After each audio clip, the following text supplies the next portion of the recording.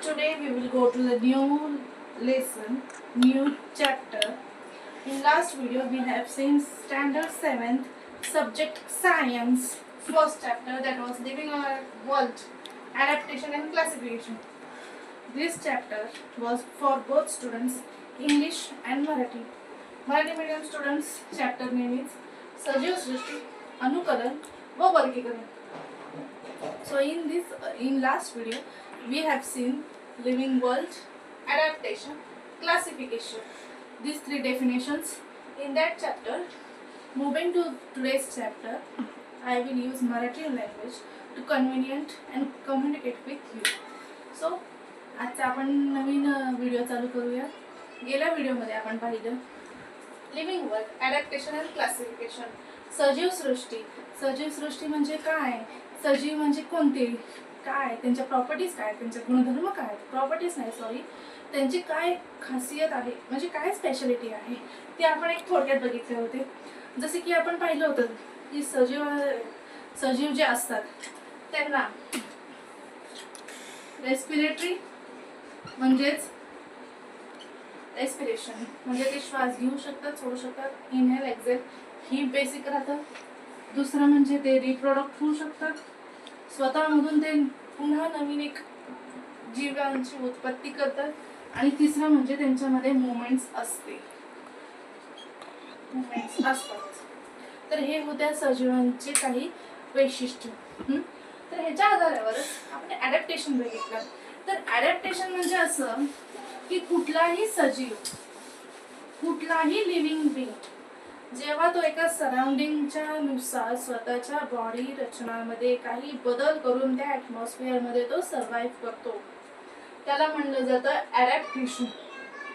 त्याला काय म्हणलं जातं, अनुकलन. म्हणजे जेव्हा एखादा सजीव एका ॲटमॉस्फिअरमध्ये सर्व्हाइव्ह करतो, त्याच्या बेसिक ज्या शारीरिक रचना आहेत त्याला चेंज करून, त्याला थोडेसे बदल करून तो त्याला म्हणलं जातं अनुकलन. काय म्हणलं जातं, अनुकलन. आणि ह्याच्या पुढे जाऊन आपण त्याचे काही वेगवेगळे प्रकार सुद्धा बघितले होते. जसे की ॲडॅप्टेशन सगळ्यात आधी आपण पाहिलं होतं प्राण्यांमध्ये.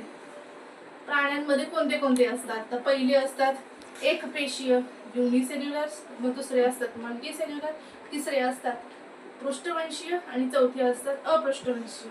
तसेच अजून दुसरे पाहिले आपण जसे की जलचर म्हणजे एक्वॅटिक, भूचर म्हणजे टेरेस्ट्रियल, ॲम्फिबियन्स म्हणजे उभयचर, रेप्टिलियन्स म्हणजे सरपटणारे, आणि पाचवा म्हणजे एरियल म्हणजे नभोचर. तर हे लास्ट व्हिडिओमध्ये आपण पाहिलं. ह्या व्हिडिओमध्ये आपण बघणार आहोत ॲडॅप्टेशन इन ट्रीज, वनस्पतीमध्ये होणारे अनुकलन ह्याच्याबद्दल बघणार आहोत. तर सुरू करूया आजच्या व्हिडिओला. ते हंप असतं, सॉरी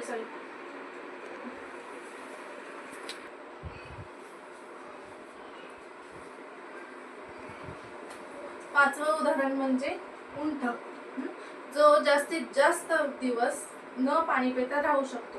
तर आता पटकन एक हे करूया, रिकॅप घेऊया.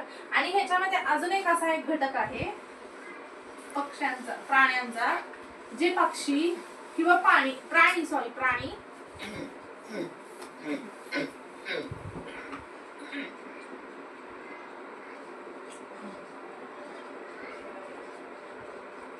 वरचं चालू करणार.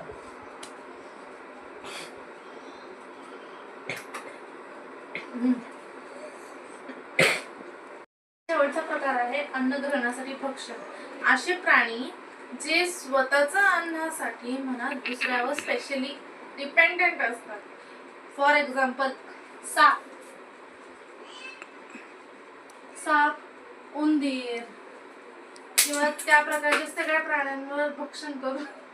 तो शेवटचा प्रकार आहे असे प्राणी जे भक्षण करतात, जे दुसऱ्यांवर डिपेंडेंट असतात, जसे की साप, उंदीर वगैरे ह्याचं भक्षण करतो, किंवा दुसरे पक्षी असतील ते सुद्धा किडे वगैरे खाऊन त्यांचं स्वतःचं पोट भरत असतात. तर आता चला पटकन एक शॉर्ट रिकॅप करू, रिव्हिजन करू. Adaptation of animals. पहिला आहे सरपटणारे, असे प्राणी जे जमिनीवर सरपटत असतात. दुसरा आहे फॉरेस्ट ग्रासलँड, अशा ठिकाणी जे इक्वेटरवर असतात झाडं, त्या ठिकाणी सापडणारे हे प्राणी असतात, जसे की वाघ, सिंह वगैरे. त्यांचे जे पाय असते, पाय भरपूर मजबूत असतात त्यांचे. आणि त्यांचे जे डोळे असतात, ते डोळे या साईड म्हणजे डोळे जे असतात त्यांचे एकदम असे कपाळाच्या वरी असतात. त्यामुळे त्यांना ना लांबून सुद्धा त्यांचं जे भक्ष आहे ते दिसतं आणि त्यांना भक्ष करायला सोपं जातं. आणि त्यांच्या पाय जो भाग आहे त्या भागाचा आवाज येत नाही, म्हणून समोरच्या भक्षकाला त्या गोष्टी समजू येत नाहीत आणि ते लवकरच आपलं जे हे करतात, शिकार करून घेतात. दुसरं आहे एरियल.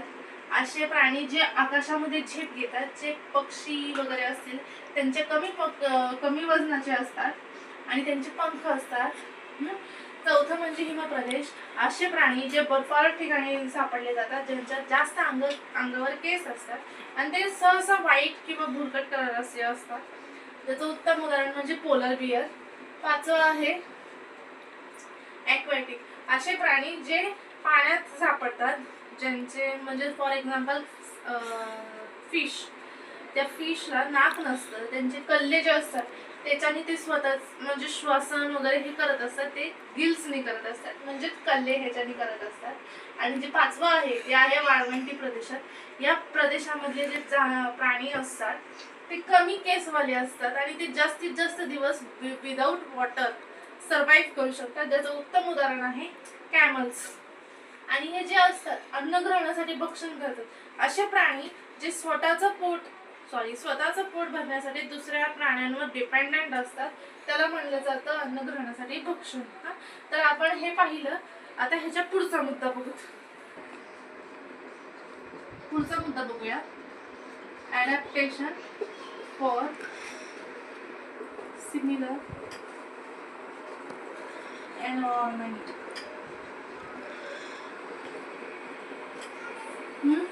म्हणजे परिसराशी जुळवून घेणारे प्राणी.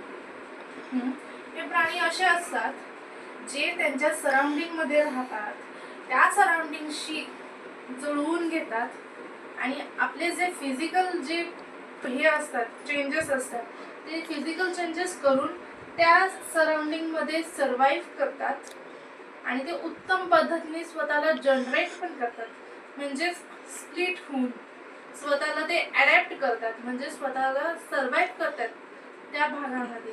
त्याला म्हणलं जातं ॲडॅप्टेशन फॉर सिमिलर एन्व्हायरमेंट. म्हणजे ते एन्व्हायरमेंट सोबत जुळवून घेतात.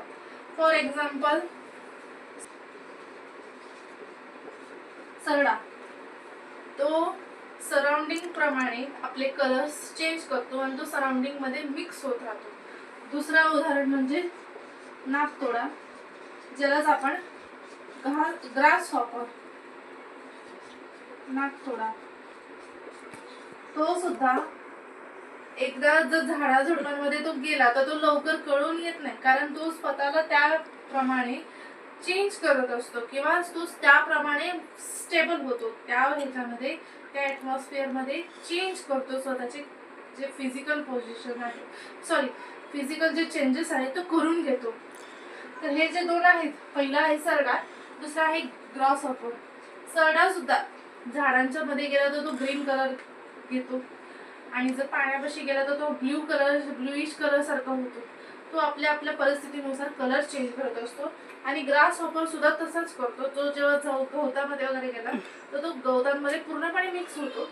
मग एखादा जर प्राणी जो पूर्णपणे एका एन्व्हायरमेंट मध्ये मिक्स होतोय आणि तो तसाच सर्वाइव्ह करतोय भरपूर वर्ष, त्याला म्हणलं जातं ॲडॅप्टेशन फॉर सिमिलर एन्व्हायरमेंट, म्हणजे परिस्थितीनुसार एन्व्हायरमेंट सोबत जुळवून आणणे. तर हा मुद्दा समजला, आपल्याला समजला असेल मी याची अपेक्षा करते.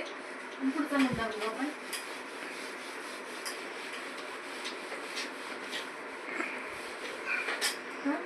पुढचा मुद्दा आहे चार्ल्स डार्विनचा. कोणाचा? Charles Darwin.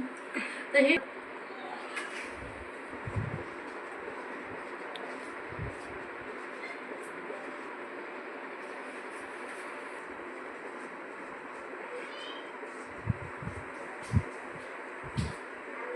काय आता पुढचा मुद्दा आहे, एक छोटीशी हे आहे इन्फॉर्मेशन. चार्ल्स डार्विन हे जीवशास्त्रज्ञ होते. त्यांनी प्राणी आणि वनस्पती, भरपूर वनस्पती व प्राण्यांवर त्यांनी अभ्यास केला. मग त्या अभ्यासात असं त्यांनी पाहिलं की जे प्राणी आपल्या सराउंडिंग सोबत जुळवून घेतात, त्यांनी स्वतःच्या ॲटमॉस्फिअरमध्ये, सराउंडिंगमध्ये आपल्या शरीरातले फिजिकल चेंजेस करून त्या सराउंडिंगमध्ये जुळवून घेतात, तिथे सर्वाईव्ह करतात आणि भरपूर काळ स्वतःमध्ये सर्वाईव्ह करून ते स्वतःमध्ये चेंजेस करतात, म्हणजे स्वतःमध्ये इव्हॉल्युशन करतात. यालाच त्यांनी नाव दिलं थिअरी ऑफ इव्हॉल्युशन, म्हणजेच उत्क्रांती. डार्विनची उत्क्रांती, हे उत्क्रांतीचा सिद्धांत हा त्यांनी मांडला. म्हणजे त्यांनी असं सांगितलं की आता ॲडॅप्टेशन इन प्लांट्स, वनस्पतीमध्ये होणारे अनुकलन. आता हे बघू आपण. तर ह्याचे मुख्यतः 5 प्रकार आहेत. ते 5 प्रकार कोणते ते आता बघू. सगळ्यात आधी आहे हिमप्रदेश, ज्यालाच आपण स्नोई रिजन मधले झाडं म्हणतो, स्नोई भागात मधले. दुसरा आहे dessert,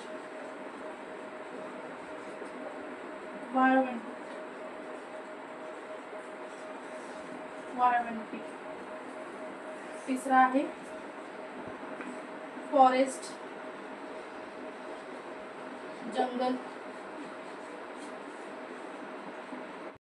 I am Pratibha Kamble and I have opened new home tuitions in our hometown, Nilanga. Prasanna Tuitions. From 5th standard to 10th standard, English and Marathi, both mediums. We will teach English, mathematics and science. Our address of the tuition is Shivajinagar, Hadganakar, behind Reliance Tower, Sundar Vitainingas. And contact number is 7038980486. Pratibha Tuition. Thank you. I am Pratibha Kamble and I have opened new home tuitions in our hometown, Nilanga. Prasanna Tuitions. From 5th standard to 10th standard, English and Marathi, both mediums. We will teach English, mathematics and science. Our address of the tuition is Shivajinagar, Hadganakar, behind Reliance Tower, Sundar Vitainingas. And contact number is 7038980486. Pratibha Tuition. Thank you. I am Pratibha Kamble and I have opened new home tuitions in our hometown, Nilanga. Prasanna Tuitions. From 5th standard to 10th standard, English and Marathi, both mediums. We will teach English, mathematics and science. Our address of the tuition is Shivajinagar, Hadganakar, behind Reliance Tower, Sundar Vitainingas. And contact number is 7038980486. Pratibha Tuition. Thank you.